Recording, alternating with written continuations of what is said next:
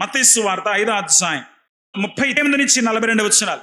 కంటికి కన్ను పంటికి పళ్ళు అని చెప్పబడిన మాట గురించి యేసు ప్రభు వారు వివరణిస్తున్నారు.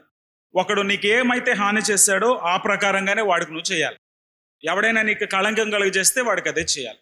ఎవరైనా నీకు గాయం చేస్తే వాడు గాయం చేయాలి. ఎవడైనా నీ పశువుని తీసుకువెళ్తే వాడు పశువుని తీసుకురావాలి. అంటే టిట్ ఫర్ టాట్ అంటారు ఇంగ్లీష్లో. అలా నేరానికి తగినటువంటి శిక్ష, ఏ నేరానికి తగిన శిక్ష ఆ నేరానికి ఇవ్వాలి అనే భావం ఈ వచనాల్లో కనపడుతుంది. అంతేగాని ఈ మాటలను తీసుకొని ఎవరైనా కొడతా ఉంటే అక్కడే ఉండి కొట్టించుకోవాలి, ఇంకా వాళ్ళు కొడుతున్న మనం వాళ్ళతో తన్నించుకొని చచ్చిపోవాలి అనే తప్పుడు విధానాల్లోకి వెళ్ళకూడదు. దాన్ని ఏ విధంగా కూడా తేడాగా తీసుకోకూడదు.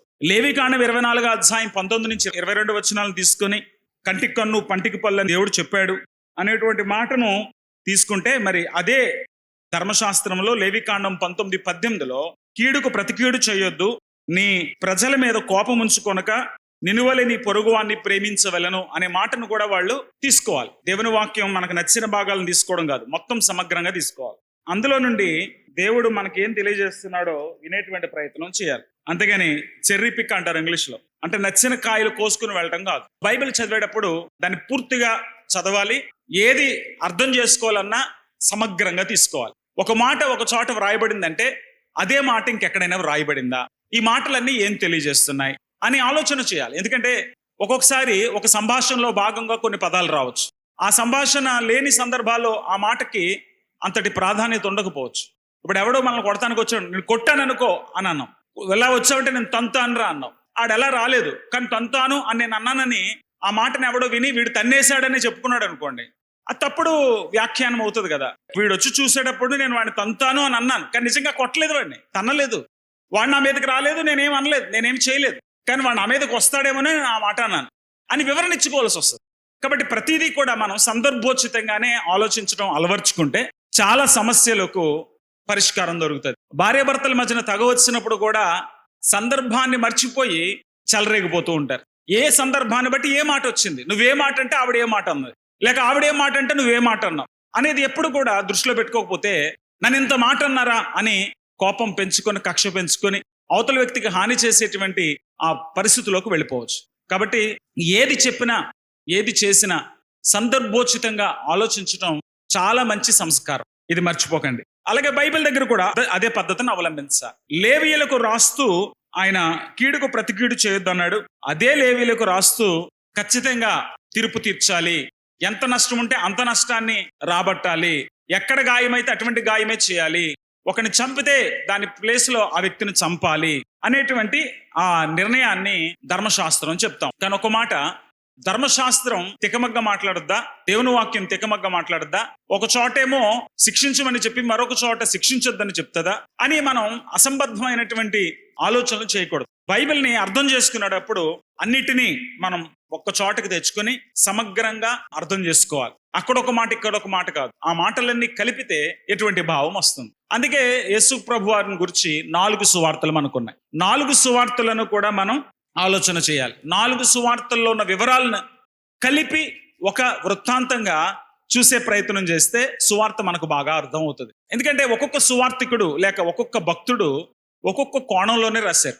38 నుంచి 42 వచనాల్లో ప్రతీకారం తీర్చుకోవద్దు అనే విషయం గురించి యేసు ప్రభు వారు ప్రస్తావిస్తున్నారు.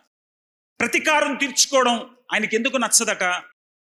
ఇక్కడ ఉన్నటువంటి మాటలు చాలా సవాలుకరంగానే ఉన్నాయి. యేసు ప్రభు చెప్పిన ప్రతి మాటకు బయట ఉన్నటువంటి మతాల వాళ్ళు అవి మా మతంలో కూడా ఉన్నాయండి, ఆ మాత్రం గొప్ప ఏముంది అని మాట్లాడతారు. యేసు ప్రభు ప్రేమించమన్నాడు, మా మతాలు ప్రేమించమన్నాయి. యేసు ప్రభు నరహత్య చేయొద్దు అన్నాడు, మా మతాలు నరహత్య చేయొద్దు అన్నాయి. యేసు ప్రభు వారు వ్యభిచారం చేయొద్దు అన్నాడు, మా మతాలు అట్లానే చెప్తున్నాయి. ఇంకా గొప్ప ఏముంది క్రైస్తవ్యంలో అని మాట్లాడేటువంటి వాళ్ళు, అన్ని చోట్ల కూడా వ్రాయబడినటువంటి వచనాలకు పదార్థాలు తీసేటువంటి వారు మత్తయి సువార్త 5వ అధ్యాయం 38వ వచనం నుండి చివరి వచనాల వరకు వాటిని అనుకరించడం కష్టం. వాటి విషయంలో ఏ విధమైనటువంటి వ్యాఖ్యానం చేయడానికి ఆయన ధైర్యం చేయడం అసాధ్యం. మీరు గమనించారా, ఐగుప్తు దేశంలో ఇశ్రాయేలు ఉంటున్నప్పుడు దేవుడు ఇశ్రాయేలును బయటికి తీసుకురావడానికి ఐగుప్తు దేశంలో 10 అద్భుతాలు చేశాడు. అక్కడ తెగుళ్ళు వచ్చాయి. దేవుడికి మోషే ప్రార్థన చేస్తే అక్కడ కప్పలు పుడితే అక్కడున్న మాంత్రికులు కూడా కప్పలు పుట్టించారు. మోషే చేతికర్ర పాము అయితే అక్కడున్న మాంత్రికులు కూడా పాముని పుట్టించారు.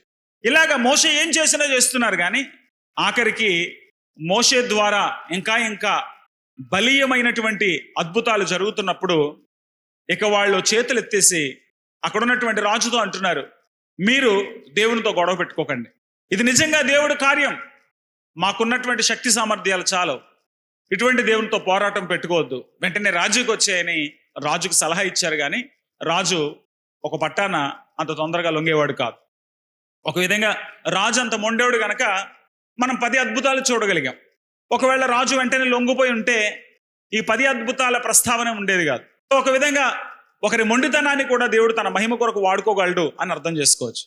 అంటే వాళ్ళు అన్నీ అనుకరించారు, కానీ దేవుని శక్తి ద్వారా ఆకాశము చీకటి కమ్మడం, మొత్తం ఆ ప్రాంతాలంతా పేలు పుట్టడం, లేక అక్కడ తెగుళ్ళు పుట్టడం, లేక వారిలో తొలుచులు చచ్చిపోవడం నిజంగా అక్కడ ఉన్నటువంటి మాంత్రికులకు, ఆ విగ్రహారాధన చేసేటువంటి అక్కడ ఉన్నటువంటి ఐగుప్తీల మతస్థులకు సాధ్యం కాలేదు.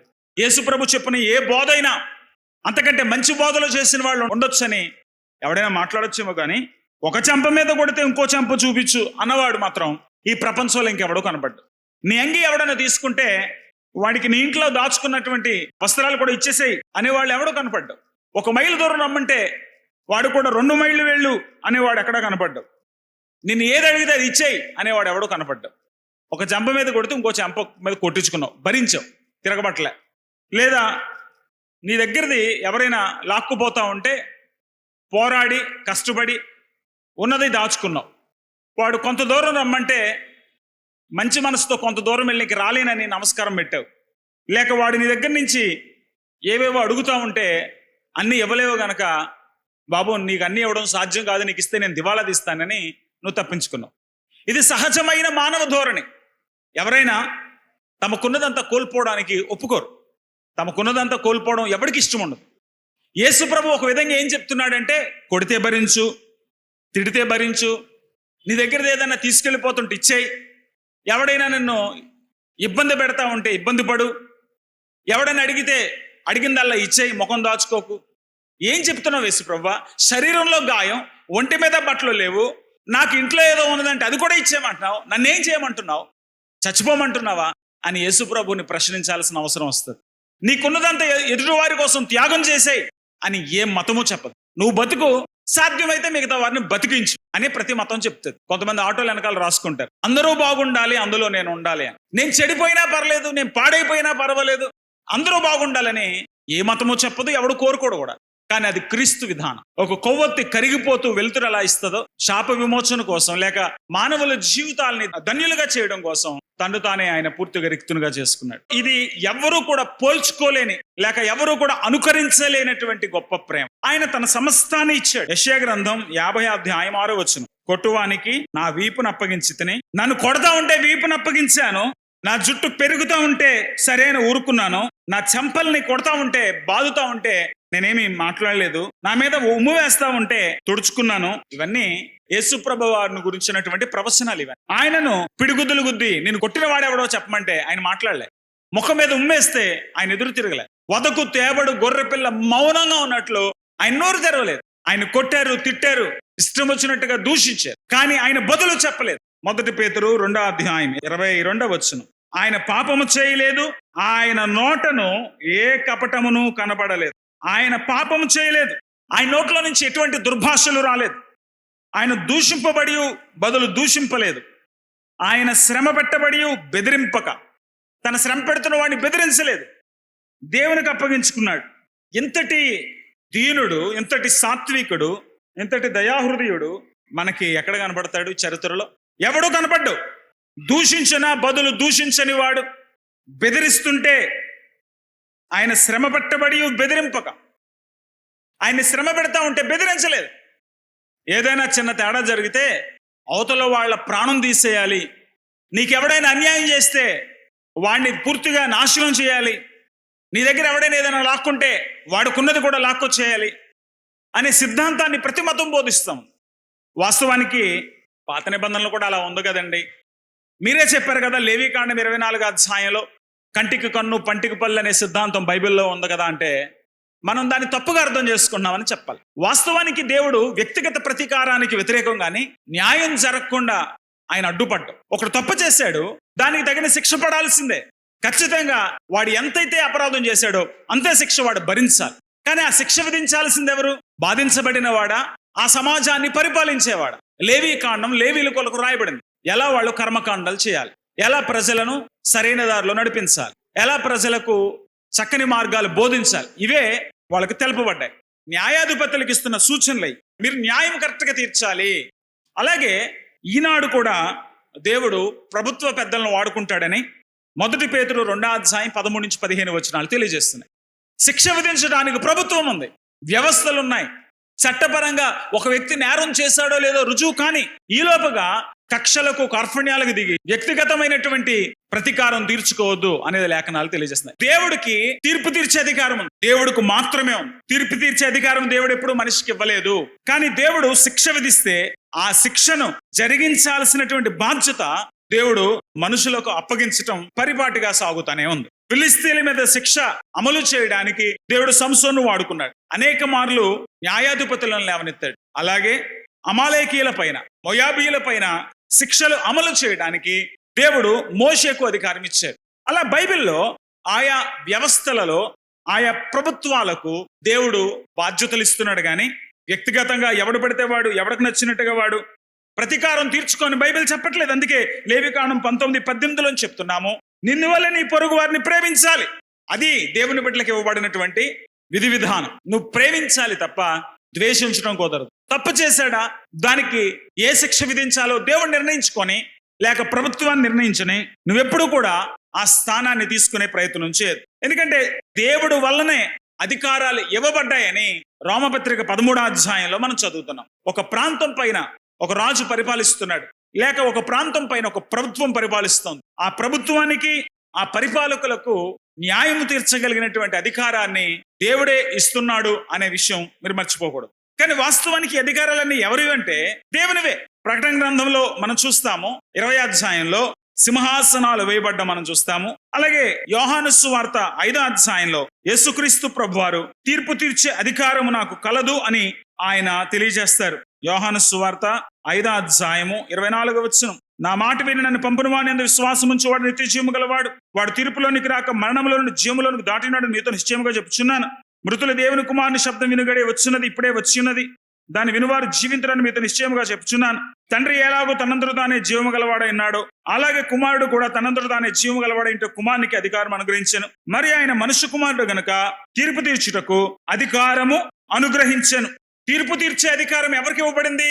యేసుక్రీస్తు ప్రభు వారికి ఇవ్వబడింది. ఆయన తీర్పు తీరుస్తాడు. కాబట్టి ఆయన స్థానాన్ని ఆక్రమించే అర్హత ఎవరికి లేదు. దేవుడి స్థానాన్ని మనం ఆక్రమించకూడదు. ఒక పోలీసు వాళ్ళ మనం వ్యవహరిస్తే మనల్ని తీసుకువెళ్ళి లోన పెట్టదంతారు, నువ్వెవడో రాని. ఒక లా పట్టా లేకుండా ఒక లాయర్ లాగా వాదిస్తానంటే ఆ చట్టానికి వ్యతిరేకంగా వ్యవహరిస్తున్నావు, నిన్ను జైల్లో పడేస్తారు. నీకు లేని అధికారం నువ్వు తీసుకుంటే ఈ ప్రజాప్రభుత్వాలు ఊరుకోవు కదా. దేవుని అధికారం నువ్వు తీసుకుంటే దేవుడు చూస్తూ ఊరుకుంటాడా? తీర్పు తీర్చే అధికారం దేవునిది, శిక్షించే అధికారం దేవునిది, నేరానికి తగిన శిక్ష విధించే అధికారం ఆయనది. మరి ఏం చేయాలి? దేవుడిదే సర్వాధిపత్యం అయినప్పుడు నువ్వు ఆయన సార్వభౌమత్వానికి గౌరవం ఇస్తూ నువ్వు తల వంచుకొని మౌనంగా ప్రతి సమస్యను భరించడానికి ఇష్టపడాలి. లేదా నీ పక్షంగా తీర్పు తీర్చుమని నువ్వు ప్రభుత్వాన్ని ఆశ్రయించాలి, ప్రభువుని ఆశ్రయించాలి. ఆ రెండు కూడా కుదరకపోతే ఆ ప్రాంతంలో నుంచి ఎక్కడికైనా పారిపోవాలి. కానీ ఎవడో ఏదో చేశాడని దానికి రెండింతలు నేను చేస్తానని నువ్వు కత్తి పట్టుకొని, కర్ర పట్టుకొని, లేక నువ్వు అధికారాన్ని నీ చేతుల్లోకి తీసుకొని నువ్వు వ్యవహరిస్తే ప్రభుత్వం ఊరుకోదు, దేవుడు కూడా ఊరుకోడు. ఇది మీ దృష్టిలో పెట్టుకోండి. అవన్నీ చెప్పడానికే యేసు ప్రభువారు ఈ వచనాలు తెలియజేస్తున్నారు. పగ తీర్చుట నా పని, నేనే ప్రతిఫలం ఇస్తాను, తీర్పు తీర్చే అధికారం నాది అని ప్రభువారు తెలియజేస్తున్నారు. రోమపత్రిక 12:9, హెబ్రీ పత్రిక 10:30 ఈ విషయాలను తెలియజేస్తున్నారు. కంటికి కన్ను, పంటికి పళ్ళు అని చెప్పబడిన మాట మీరు విన్నారు. నేను మీతో చెప్పున్నదేమనగా, నేను మీతో ఏం చెప్తున్నానో మీరు వినాలి. యేసయ్య ఏం చెప్తున్నాడో వినాల్సిన బాధ్యత ఆయన బిడ్డలకున్నది. ఒక తండ్రిగా నువ్వు ఆయన్ని కనపరిస్తే, ఆయన తన రక్తంతో నన్ను కడిగాడు, నేను ఆయన బిడ్డనయ్యాను, ఆయన రాజ్య సభ్యుణ్ణయ్యాను, నేను ఆయన ప్రజగా మారాను, ఆయన నా కాపరిగా ఉన్నాడు కనుక నేను ఆయన మాట గౌరవించాలి అని అనుకుంటే ఆయన ఏం చెప్తున్నాడో జాగ్రత్తగా నువ్వు మనస్కరించాలి. నీకు దీర్ఘాయుష్షు ఈ లోకంలో ఏ విధంగానూ రాదు. మనుషులు దీని గురించి కళ్ళగంటనే ఉన్నారు. అందుకే కథలో రాసుకున్నారు, ఒరే అమృతం అని ఒకటి ఉందరా, అది తాగితే ఎప్పుడు జీవిస్తామని. మనిషికి ఎక్కువ కాలం బతికేద్దామన్న ఆశ. బ్రతకాలి, ఎక్కువ కాలం సంతోషంగా బ్రతకాలి అనుకుంటే 3 పనులు చేయాలి. మొట్టమొదటిది అయితే నీ దేవునికి నువ్వు మొదటి స్థానాన్ని ఇవ్వాలి. ఆయన గణపరచాలి, ఆయన మహిమపరచాలి, దేవునితో నువ్వు జాగ్రత్తగా వ్యవహరించాలి, దేవుని మాటకు భయపడాలి, దేవుని ఎడల భయభక్తులు కలిగి ఉండాలి. అప్పుడు నువ్వు దీర్ఘాయుష్మంతుడు అవుతావని బైబిల్లో ఒక మాట రాయబడింది. నీవు జీవించే సంవత్సరములు అనేకములగును అంటాడు. యెహోవా యందు భయభక్తులు కలిగి ఆయన త్రోవలందు నువ్వు నడిస్తే నువ్వు దీర్ఘకాలం సంతోష సమాధానాలతో బ్రతకగలవు. సో మొట్టమొదటిది దేవుని పట్ల భక్తి శ్రద్ధలు కనపరచడం, దేవుని మాటకు భయపడడం, దేవుని వాక్యానికి విలువ ఇవ్వడం, దేవుని గణపరచడం. రెండవది నీ తల్లిదండ్రులను సన్మానించాలి. పిల్లలారా, మీ తల్లిదండ్రులను గణపరచండి. ఆ మాట మనకు ధర్మశాస్త్రంలోనూ కనబడుతుంది. అదే మాట పౌలు భక్తుడు ఎఫెసీ పత్రికలో 6వ అధ్యాయంలో 2వ వచనంలో అతడు తెలియజేస్తాడు. పిల్లల బాధ్యత ఏంటంటే తల్లిదండ్రుల మాట వినాలి, తల్లిదండ్రులకు గౌరవం ఇవ్వాలి, తల్లిదండ్రులను కనపరచాలి. అలా చేస్తే నువ్వు దీర్ఘాయుష్యమంతుడు అవుతావు అని బైబిల్ చెప్తుంది. ఆ తల్లి మోస్తేనే నువ్వు బయటకు వచ్చావు. ఆ తండ్రి తను తినకుండా డబ్బులు దాస్తే నీ బ్రతుకు సంతోషంగా సాగుతుంది. ఈ ఫ్రెండ్స్ ముందు సెల్ ఫోన్ పట్టుకోవడానికి, నువ్వు అందరి ముందు చక్కగా బండి మీద తిరగడానికి ఆ డబ్బులు ఊరినే రావట్లేదు. కాబట్టి తల్లిదండ్రులను గౌరవించడం మీరు నేర్చుకోవాలి. ఇది పిల్లలకేనండి, మాకు అక్కర్లేదు అనుకోకండి. మీరైనా సరే తల్లిదండ్రులను గౌరవించడం దేవుడికి ఇష్టమైన పని. దీర్ఘాయుష్యముద్రని చేయడం ఆయన పని. మూడవది దైవ సేవకులను గణపరచడం. దేవుని సేవకులను మీరు గౌరవిస్తే అది కూడా మీకు ఆశీర్వాదమే తీసుకొస్తుంది. మనం 2వ దినవృత్తాంతాల గ్రంథం 20వ అధ్యాయం మనం చూసినప్పుడు అక్కడ 20వ వచనం నుండి అక్కడ ప్రవక్త ఆ యెహోషాపాతు సైన్యానికి చెప్తున్నాడు, ఆయన ప్రవక్తలను నమ్ముకోండి, ఆయన సేవకులకు గౌరవం ఇవ్వండి, అప్పుడు మీరు కృతార్థులగుదురు. దేవుడికి మొదటి స్థానం ఇవ్వాలి, తల్లిదండ్రులకు భూమి మీద వారికి మొదటి స్థానం ఇవ్వాలి, అలాగే మీ ఆధ్యాత్మిక జీవితానికి చక్కని దిశానిర్దేశం చేసి దైవ సేవకులకు మీరు స్థానం ఇవ్వాలి. ఈ మూడిటిలోనూ గనక మీరు ముందుండగలిగితే, అటు దేవునికి, 2 తల్లిదండ్రులకు, 3వది దైవ సేవకులకు ఎప్పుడైతే మీరు విలువనిస్తారో, ఎప్పుడైతే వారి మాటకు మీరు తల ఉంచుతారో, నేను దైవ సేవకులు అన్నప్పుడు దైవ సేవకులే, డబ్బు సేవకులు కాదు, ప్రజా సేవకులు కాదు, సుఖాల సేవకులు కాదు. నిజమైన సేవకుడు అంటే దేవుని ప్రేమించాలి, డబ్బును కాదు. నిజమైన సేవకుడు అంటే మనుషులను ప్రేమించాలి, అంతేగాని వాళ్లకు ఉన్నటువంటి ఆస్తి అంతస్తులను కాదు. నిజమైనటువంటి సేవకుడు అందరి కోసం అన్నిటినీ త్యాగం చేస్తారు. అటువంటి వ్యక్తుల గురించి మాట్లాడుతున్నాను. కానీ ఇప్పుడు సేవకులు అన్నారు కదా అని టీవీలో కనబడ్డ వాళ్ళని, మీ వీధుల్లో మీటింగ్లు పెట్టేటువంటి వాళ్ళందరినీ సేవకులుగా లెక్క కట్టకండి. సేవకుల లక్షణాలు వీళ్ళలో ఏ ఒక్కరిలోనే లేవు. సేవకుడు అంటే క్రీస్తుని అనుసరించవలసిన వాడు. యేసు ప్రభు అన్నిటినీ విడిచిపెట్టుకొని ఈ లోకంలోనికి వస్తే వీళ్ళు అన్ని సంపాదించుకొని మీ నెత్తి మీదకి కూర్చుంటారు. వాళ్ళ గురించి నేను మాట్లాడడం లేదు. ఈ 3 మీరు దయచేసి మీ దృష్టిలో పెట్టుకోండి. ఇది పెట్టుకొని ఇప్పుడు గనక మనం బైబిల్ చదివితే ఆయన అంటున్నాడు, మలాకీ గ్రంథం 1వ అధ్యాయం 6వ వచనంలో ఇశ్రాయేలీయుల యొక్క తిరుగుబాటు తనాన్ని ఆయన ప్రశ్నిస్తున్నాడు. కుమారుడు తన తండ్రిని గణపరచును గదా, దాసుడు తన యజమానుని గణపరచును గదా, నా నామమును నిర్లక్ష్యపట్టు యాజకులారా, నేను తండ్రినైతే నాకు రావలసిన ఘనత ఏమాయను, నేను యజమానుడనైతే నాకు భయపడేవాడెక్కడున్నాడు అని సైన్యములకు అధిపతి యెహోవా మిమ్మల్ని అడుగుగా, ఏమి చేసి నీ నామం నిర్లక్ష్య పెట్టితమని మీరందరూ. ఆయన ఏమంటున్నాడంటే, నేను మీ తండ్రిని అని మీరు భావిస్తే, నేను మీ తండ్రిని అయితే నన్ను గణపరచాలి కదా. నన్ను తండ్రిగా మీరు అసలు గుర్తిస్తున్నారా? మరి నేను తండ్రి అయితే నాకు రావాల్సిన ఘనత ఎక్కడుంది అని అంటున్నాడు. పిల్లలు కుటుంబంలో తల్లిదండ్రులకు లోబడ్డం నేర్చుకోకపోతే సండే స్కూల్లో వాళ్ళకి మంచి చెప్పడం చాలా కష్టం. చాలా మంది అనుకుంటారు తల్లి తండ్రి ఇద్దరు కొయిట వెళ్ళిపోయి ఆ పిల్లల్ని అమ్మమ్మలకి తాతయ్యలకు అప్పచెప్పేసి వాళ్ళేమో ఏమంటారంటే, పాస్టర్ గారు చర్చికి పంపించేస్తున్నాం, మీరు వాళ్ళను చక్కగా బాగు చేసేయండి అంటారు. వారానికి ఒకసారి వచ్చే చర్చిలో సేవకుడు ఏం చేయగలుగుతాడు? వారం అంతా నీ ముందే ఉన్నారు, వాళ్ళకి బుద్ధి చెప్పుకోవడం నీకు చేత కాదు, వాళ్ళకి భయం చెప్పడం నీకు చేత కాదు. నీ వల్ల కానిది ఒక్క పూట 1 గంటలో సేవకుడు వల్ల ఏమవుతుంది? దేవుడి మీద నెపం తోసేకండి. దేవుడు చూడండి ఆ పిల్లోడు ఇలా చెడిపోవడానికి దేవుడే కారణం అన్నట్టు మాట్లాడతారు. నువ్వే కారణం. ఏ కుటుంబంలో పిల్లలకి తల్లిదండ్రులు అంటే భయమో భక్తి ఉంటుందో వాళ్ళు సండే స్కూల్లో కూడా చాలా చక్కగా వింటారు.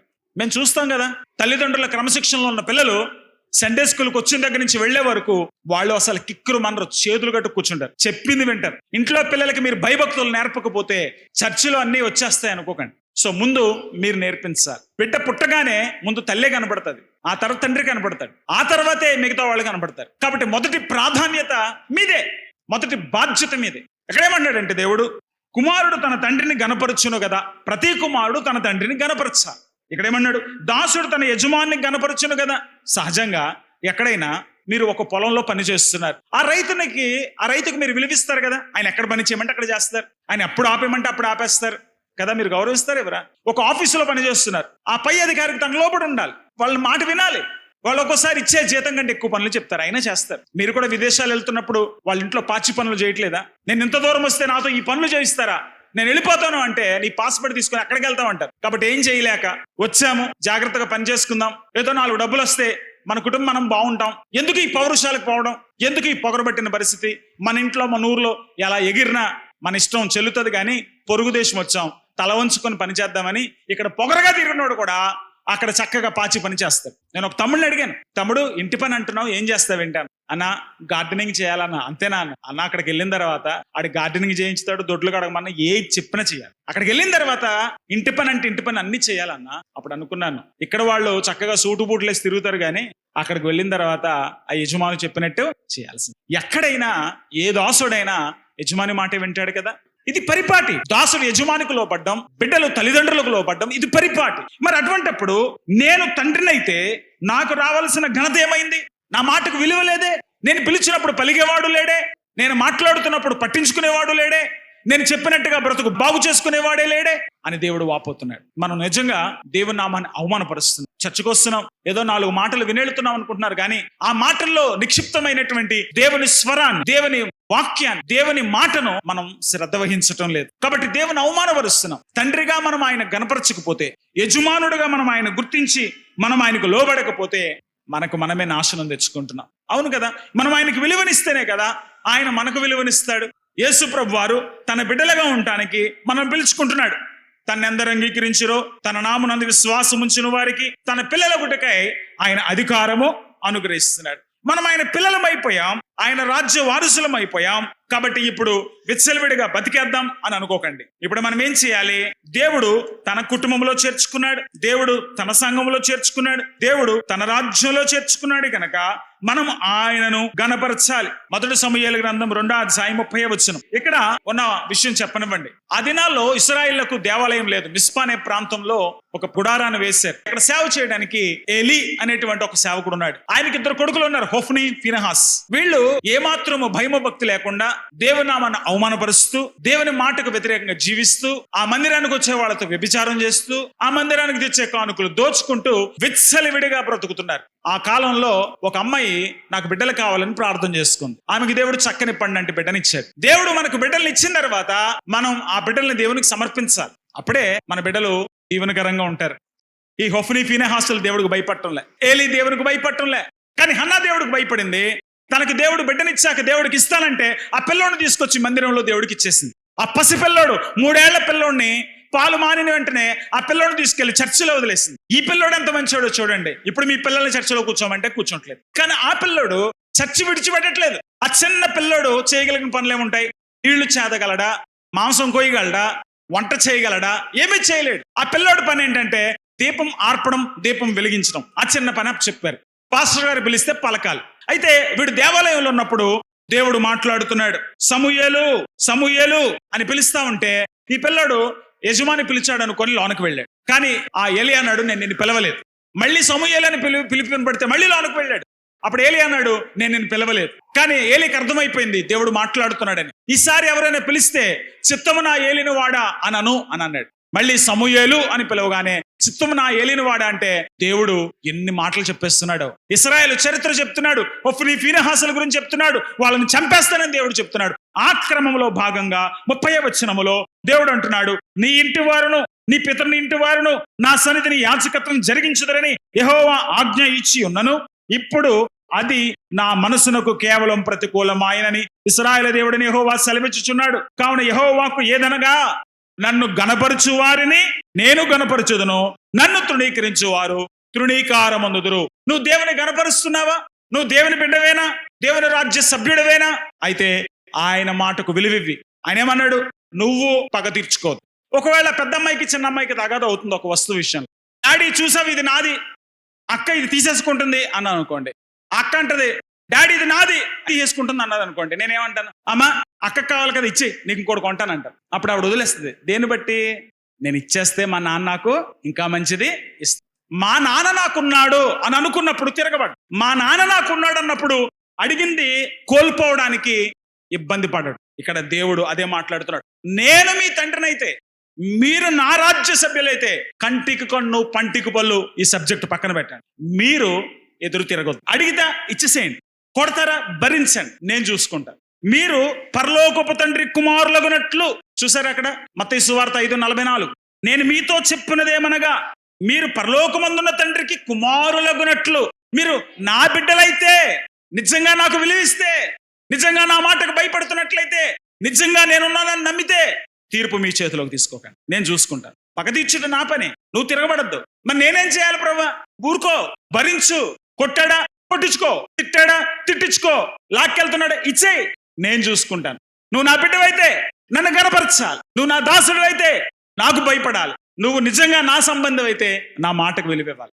అర్థమవుతుందా? యేసు ప్రభు లేకుండా ఆ పదాలు, ఆ వాక్యాలు పాటించటం చాలా కష్టం. యేసు ప్రభు ఉన్నాడు, ఆయన చూస్తున్నాడు, ఆయన పట్టించుకుంటున్నాడు, ఆయన ఖచ్చితంగా తీర్పు తీరుస్తాడు, ఆయన నా శ్రమలన్నీ చూస్తున్నాడు, నా కష్టాలు చూస్తున్నాడు, నాకేది తక్కువ కానివ్వడు అనే ధైర్యం, అనే విశ్వాసం, అనే గౌరవం, అనే మర్యాద కనీసం నీకుంటే నువ్వు తిరగబడదు. దేవుణ్ణి తీసేస్తే ఈ మాటలకు అర్థం లేదు, దేవుణ్ణి చూస్తే ఈ మాటలకు చాలా అర్థం ఉంది. నిన్ను ఏమాత్రమే విడువను, నిన్ను ఎన్నడను ఎడబాయినని ఆయన చెప్పాను కదా.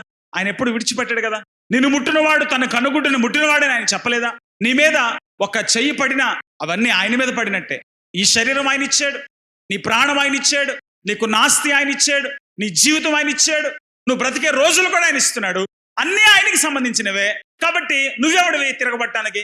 ఎవడైనా హాని చేస్తున్నట్లయితే దేవుని సంపాద్యానికి హాని చేస్తున్నాడు, దేవుని ఆస్తికి హాని చేస్తున్నాడు. దేవుడు చూసుకుంటాడు. నాకు దేవుడు ఉన్నాడు అన్నవాడు తిరుగుబడ్డు, నేను దేవుని సంబంధిని అన్నటువంటి వాడు తిరుగుబడ్డు, దేవుడు మాట మీద ఏమాత్రం విలువ ఉన్నా కూడా వాడు కూడా తిరుగుబడ్డు. కానీ ఇక్కడ ఇంకా కొన్ని విషయాలు ఉన్నాయి. చూడండి 39వ వచనం, నేను మీతో చెప్పున్నదేమనగా దుష్టుని ఎదిరింపక. దుష్టుని ఎదిరించకూడదా? ఎదిరించొద్దని చెప్తున్నాడు దేవుడు. అవును, ఎదిరించొద్దు. ఎదిరించొద్దంటే అర్థం ఏంటి? తప్పు చేస్తున్నా సర్లేరా చేత చేయని అని ఊరుకోవడం కాదు. తప్పు చేసినప్పుడు ప్రశ్నించాలి. కానీ ఎదిరించక అనే మాటకు అర్థం ఏంటంటే నువ్వు తిరగబడి కొట్టద్దు, నువ్వు అటాక్ చేయాలని ప్రయత్నం చేయొద్దు, స్కెచ్లు గీయొద్దు, రిటాలియేషన్ వద్దు, తిరుగుబాటు చేయొద్దు, నువ్వు దానికి తగ్గట్టుగా ఏదో విధంగా కసి తీర్చుకోవడానికి ప్రయత్నం చేయొద్దు. ఎవరు చేయగలరు ఈ పని? ఇందాక చెప్పినట్టు నాకు దేవుడు ఉన్నాడు, నేను దేవుని బిడ్డని అని అనుకున్నవాడే చేయగలరు. కానీ ఇంకో మాట చెప్పమంటారా? ఎవరైతే ప్రభు పాదాల చెంత కనిపెట్టుకుని ఉండగలుగుతాడు. సామెతల గ్రంథం 3:5-7 వచనాలు, నీ స్వబుద్ధిని ఆధారము చేసుకొనక.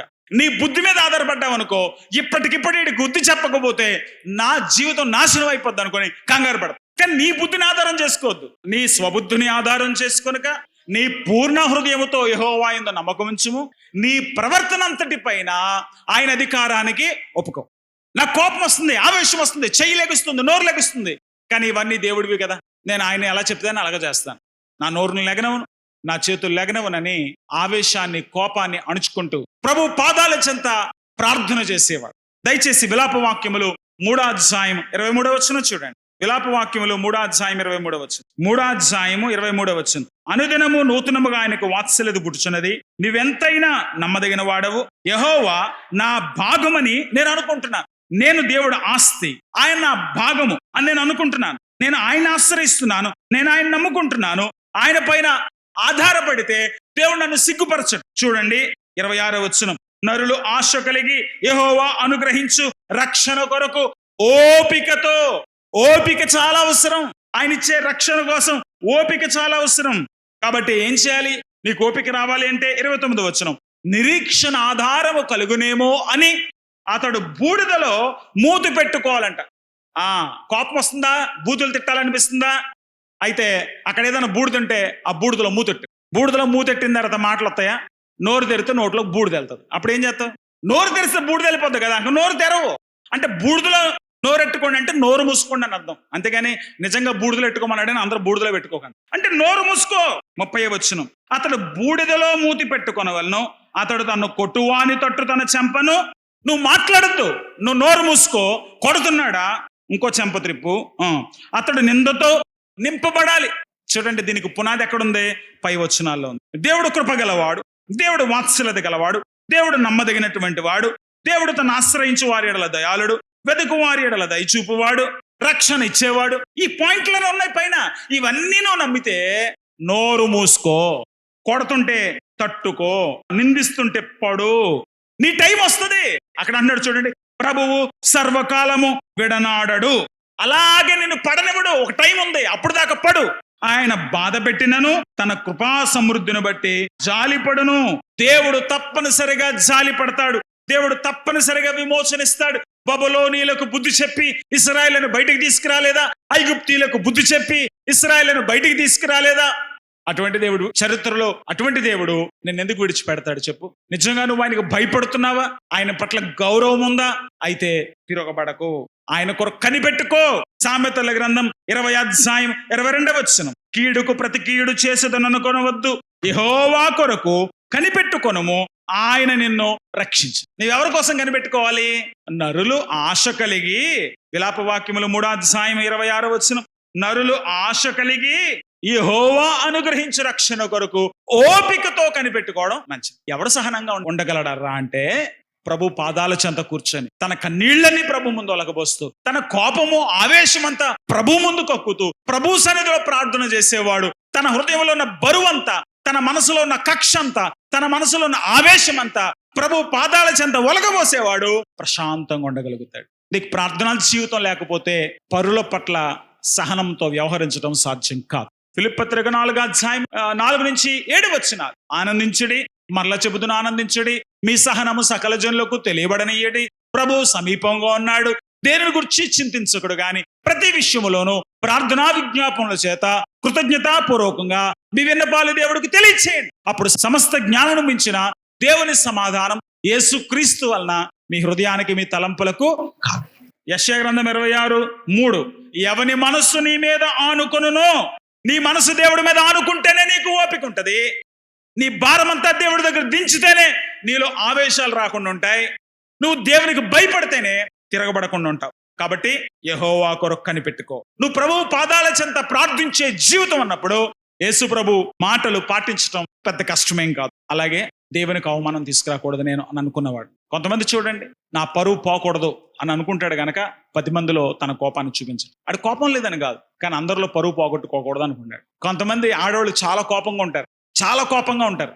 ఆ టైంలో ఇంట్లోకి వాళ్ళ అమ్మోళ్ళు వచ్చారనుకోండి, మీ అమ్మోళ్ళు వచ్చారనుకో, మీకు కోపంగా ఉన్నప్పుడు అరుస్తారా మీరు? వెంటనే మాట మారిపోదు కదా. ఈయన కూడా గట్టిగా అరుస్తున్నాడు, కోపం వచ్చేస్తుంది, కొట్టేద్దాం అనుకున్నాడు. ఈ టైంకి వాళ్ళ ఆఫీసర్ గారు వచ్చారనుకోండి, అప్పుడు అరుస్తాడా? అరవడం. సార్ నమస్తే సార్, రండి సార్ అంటాడు. అరిసి మనిషి వెంటనే టీ పట్టరా, మరి ఇప్పుడు కొట్టడానికి వచ్చావు అంటే వీళ్ళ ముందు నేను అరవకూడదు, నా పరువు పోకూడదు అని అనుకుంటాను. మనిషికి అహంభావం చాలా ఎక్కువ. ఎదుటోళ్ళు పరువు పోయినా పట్టించుకోడు, కానీ తన పరువు పోకూడదు, నాకు చెడ్డ పేరు రాకూడదు. ఒక క్రైస్తవుడిగా నీకు ఉండాల్సిన ఆలోచన ఏంటంటే, నన్ను బట్టి నా దేవునికి చెడ్డ పేరు రాకూడదు. నేను క్రైస్తవుడిగా కనబడుతున్నాను, బైబిల్ పట్టుకుని చర్చికి వస్తున్నాను, నేనేం చేసినా వీళ్ళ దేవుడు ఏం చెప్పాడు రా అంటారు. కాబట్టి నలుగురిలో నేను సభ్యతగా ఉండాలి. అందుకే రోమపత్రిక 12:17 అంటాడు, కీడుకు ప్రతి కీడు చేయవద్దు, మనుషులందరి దృష్టికి యోగ్యమైన వాటిని గురించి ఆలోచన చేసుకో. అందరి ముందు మంచి పనులు ఏంటో చేయండి. నీకు ఏది మంచి పేరు కలిగిస్తుందో ఆ పని చేయి. తిరగబడ్డావు అనుకో, ఇటు కోపిస్తోడు రా అంటారు. కొట్టావనుకో, ఆడు తప్పుండి నువ్వు వాడిని కొట్టినా ఇటు అందరినీ కొడతాడు రా అంటాడు. కాస్త ఓపిక పట్టుకుంటావు, ఎందుకంటే నిజాన్ని నిలకడమే తెలుస్తలే అనుకుంటా. కాబట్టి యోగ్యముగా నీ సాక్ష్యం కాపాడుకో, దేవుని కొరకు కనిపెట్టుకో, నీ సాక్ష్యం కాపాడుకో.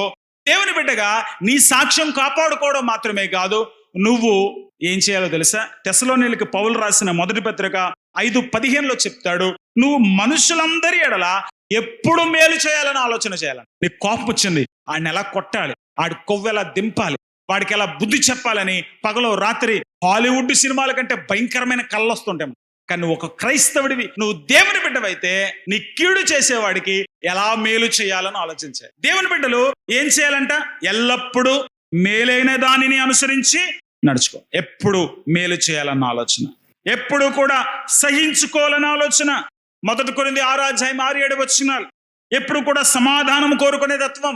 1 పేతురు 3:9-11 1 పేతురు 3:11 చదువుతున్నాను. అతడు కీడు నుండి తొలగి మేలు చేయవలెను, సమాధానమును వెదకుదాని వెంటాడాలి. మోకరించుదామా?